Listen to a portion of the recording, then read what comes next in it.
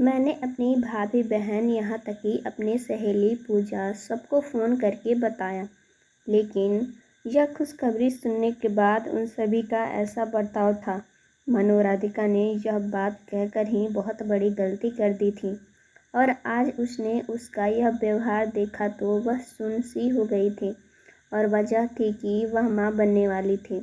इस खुशी के समाचार को अपने पति और घरवालों के साथ शेयर करने के बाद सबसे पहले उसने अपनी पूजा को फ़ोन लगाया था।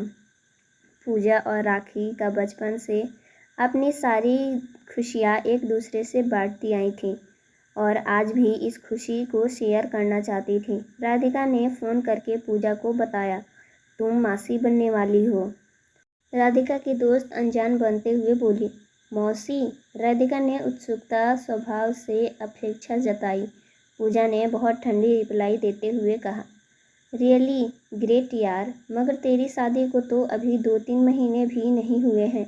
अच्छा है, तुझे मेरी तरह इंतज़ार नहीं करना पड़ेगा। मैं तो पिछले 4 सालों से इंतज़ार में ही थी कि कब तुझे यह खुशखबरी सुनाऊं, पर तूने ही बाजी मार ली। अच्छा सुन, मैं बाद में फ़ोन करती हूँ, मुझे अभी जाना पड़ेगा, मेरी सास बहू बुला रही है।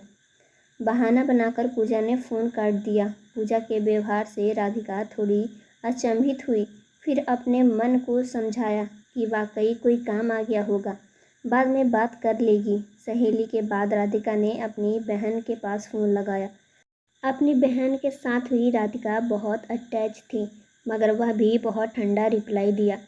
उल्टा में वह तो डांटने लगी कि तुझे इतनी जल्दी करने की क्या ज़रूरत थी, अभी शादी को दिन ही कितने हुए हैं, थोड़ी ज़िंदगी जीकर तो देखती, घूमती फिरती ससुराल में ठीक से एडजस्ट हो जाती, वहाँ की तौर तरीके सीखती, उसके बाद बेबी प्लान करती। मुझे देख, शादी के 3 साल हो गए हैं, थोड़ी प्लानिंग से चलना पड़ता है। दीदी बेबी जितना जल्दी आ जाए उतना अच्छा है ना। और फिर ससुराल में एडजस्ट करने की बात है तो प्रेगनेंसी के महीने में सब सीख जाऊंगी। मेरी सास बहुत प्यारी हैं, मुझे बहुत समझाती हैं, मुझे जो समझ में नहीं आता मैं उनसे पूछ लेती हूँ। मैं तो तेरे भले के लिए तुझे समझा रही थी, लेकिन तुझे समझ नहीं आता तो मैं क्या करूँ। मैं फ़ोन रखती हूँ, अभी खुद को संभाला तो आया नहीं और बच्चे की जिम्मेदारी ले ली। इतना कहकर बहन ने फ़ोन काट दिया। बहन की यह रवैया सुनकर वह बहुत देर गुमसुम बैठी रही। इस बातचीत के बाद उसे ऐसा लगने लगा था जैसे वाकई में उसने कोई गलती कर दी। तब तक दूध का गिलास लिए सास कमरे में दाखिल हुई और प्यार से बोली, चल बहू दूध पी ले, हमारा वारिस आने वाला है, उसका ख्याल भी तो रखना है। इतना कहकर वह मुस्कुराई हुई चली गई। कुछ देर तक राधिका दूध के गिलास की तरफ एकटक देखती रही। उसके दिमाग में बहन की बातें घूम रही थीं। तभी भाभी का फ़ोन आ गया। बधाई हो राधिका, मम्मी जी का फ़ोन आया था, वह कह रही थी कि तुम माँ बनने वाली हो। चलो अच्छा है, मैं तो अभी तक खुशी नहीं दे सकी, अब तुम ही दे लो। राधिका बोली, आप उदास क्यों होती हैं, यह भी तो आपका ही बच्चा है। भाभी का आवाज़ ऐसे आया लग रहा था जैसे वह अभी रो देंगी। राधिका कुछ कह नहीं पा रही थी। उसकी खुशी किसी के दुख का कारण बन रही थी। वह भाभी को संतुष्टि देने लगी। भाभी, अब दिल छोटा ना करो, अभी समय ही कितना हुआ है, 4 साल कोई लंबा वक्त नहीं होता, आप बहुत जल्दी माँ बनेंगी। यह सब मन बहलाने की बातें होती हैं राधिका। अच्छा चल, मैं फ़ोन रखती हूँ। राधिका फ़ोन की तरफ देखती हुई कुछ देर तक सोचती रही। उसके चेहरे पर खुशी के बजाय उदासी की रेखा घूम रही थी। राधिका की प्रेगनेंसी का 8वां महीना चढ़ चुका था। इतने दिनों में भाभी बहन या सहेली ने उसे बहुत कम फ़ोन किया था, कोई मिलने भी नहीं आया। राधिका फ़ोन करती तो तीनों का एक्सप्रेशन अलग होता। बहन उल्हाने की रूप में बातें सुना देती, सहेली काम के बहाने फ़ोन रख देती और भाभी अपना ही रोना लेकर बैठ जाती। ना तो किसी ने उसे माँ बनने के पहलेपन को एहसास के बारे में पूछा और ना ही उसे क्या खाना चाहिए या कैसे रहना चाहिए इस पर ढंग से डिस्कशन किया। वह बहन या सहेली से कोई सवाल पूछती तो वह सब पाठ या जवाब दे देते, मुझे क्या पता, मैंने कौन से कई बच्चे पैदा कर लिए। डॉक्टर से पूछ ले। राधिका की इच्छा होती कि वह बच्चे के सुनहरे प्यारे सपने उसके साथ शेयर करे, पर कुछ सोचकर ठहर जाती। प्रेगनेंसी होने की उसे खुशी भी आधी अधूरी लग रही थी। उस दिन सुबह सुबह का वक्त था। बालकनी में खड़ी थी, तभी उसके घर के आगे एक कैब आकर रुकी। कैब में से माँ को निकलता देखकर वक्त खुशी से चिल पड़ी।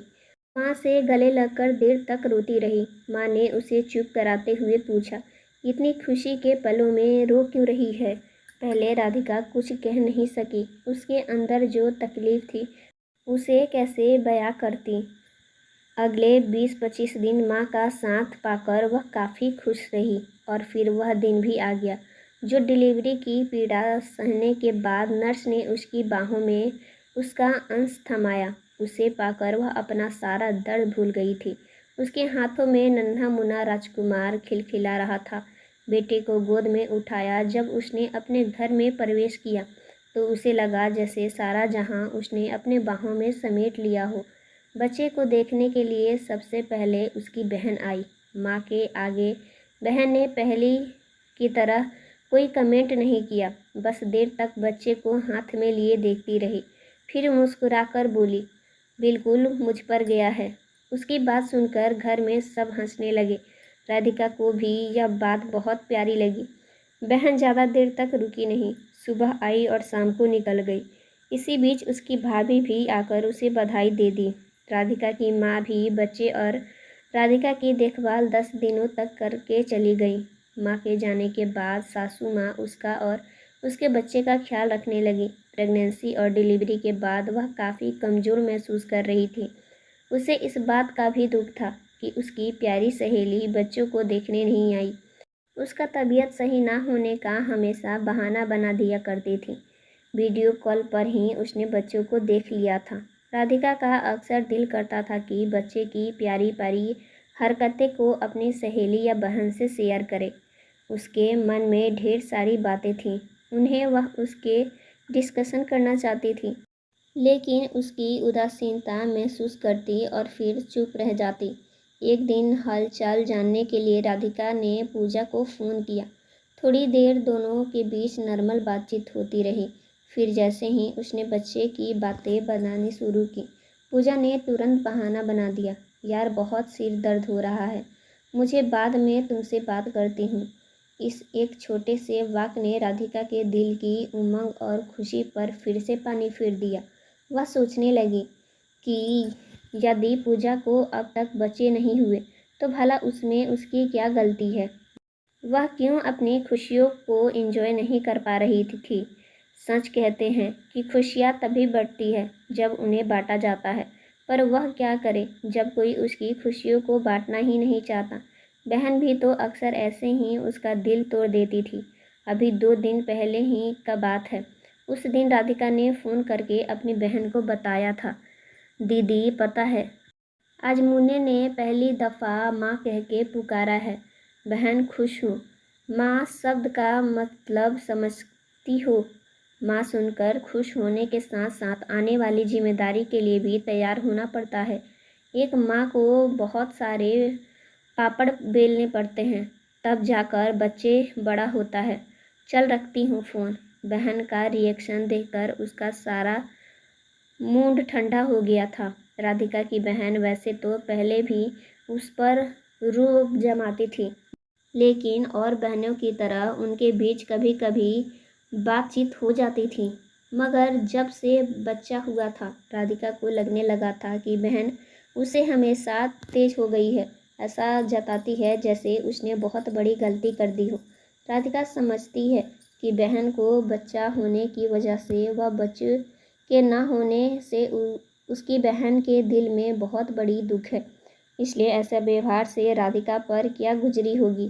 धीरे धीरे बच्चे 1 साल का हो गया, लेकिन राधिका के मन की कसक नहीं गई। उसका सबसे प्यारी सहेली, सगी बहन और भाभी तीनों ने एक बार मिलने न आई, फिर न अपनी तरह से कॉल किया और ना ही दोबारा मिलने आई थी। आने की बात करने पर बड़ी सजाता से तीनों कोई ना कोई बहाना बना देती। ऐसा नहीं था कि वह दूसरे के घर नहीं जाती थी। जब राधिका का मन नहीं लगता था वह फ़ोन लगा लेती थी, मगर उसका रिएक्शन इतना ठंडा होता कि वह अंदर से टूट जाती। धीरे धीरे राधिका ने भी उन्हें फ़ोन करना छोड़ दिया। कई दफ़ा उसे ऐसा महसूस होता जैसे अपनों ने ही उसकी खुशी से जलना शुरू कर दिया हो, और वह इस जलन का उपचार भी नहीं जानती थी। न चाहते हुए भी उसका अक्सर राधिका के मन पर पीड़ा पहुंचता था और वह अक्सर दुखी रहती थी। पति और सास सवाल करते तो वह सहज होने का नाटक करती और मुस्कुरा कर बात टाल देती। ऐसा कोई बात नहीं है, वह तो बहुत खुश है, और ऊपर से मुस्कुरा रही होती, मगर उसके दिल के अंदर गम का सागर लहरा रहा था। अंदर ही अंदर वह गम उसे तकलीफ दे रहा था। फिर एक दिन सुबह सुबह उसकी बड़ी बहन कॉल की। वह बहुत खुश थी और राधिका से चहचहाती हुई बोली, जानती हो राधिका, तू भी मौसी बनने वाली है। आज मुझे लग रहा है जैसे मैं आसमान में उड़ रही हूँ। यह एहसास कितना खूबसूरत होता है, मैं बता नहीं सकती। दीदी मैं खुश हूँ आपके लिए, राधिका ने खुश होकर कहा। उसके बाद तो सुबह शाम हर रोज़ बहन का फ़ोन आता। वह उसे अपनी खुशियाँ शेयर करती। धीरे धीरे राधिका, जिसे अपनी खुशियाँ खुद पर ही सीमित रखना पड़ता था, वह भी खुलने लगी। उसे भी बहन के रूप में एक साथी मिल गई जिसे वह अपनी खुशियाँ शेयर करने लगी थी। दोनों एक दूसरे से बच्चे की बातें करते, भविष्य के आने के सपने सजाते, और फिर उसके बाद राधिका ने कभी अपनी सहेली के पास फ़ोन नहीं किया और ना ही राधिका के सहेली ने फ़ोन किया। कभी फ़ोन भी करती तो राधिका रिसीव नहीं करती। तो दोस्तों, आपको हमारी कहानी कैसी लगी कमेंट में ज़रूर बताएं। वीडियो पसंद आई हो तो लाइक करें, चैनल पर नए हैं सब्सक्राइब करें और नोटिफिकेशन बेल को ज़रूर दबाएं ताकि अगली अपडेट सबसे पहले